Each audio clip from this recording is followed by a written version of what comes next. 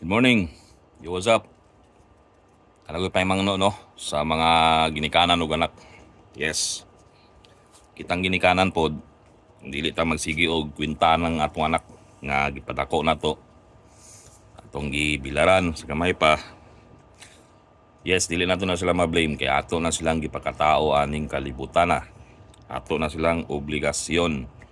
Yes, obligasyon na to na atong mga anak. Kamo pong mga anak diya, pagtarong pod mo, paminaw po mo sa inyong ginikanan kay dili na para sa ginikanan, para na sa inyong future.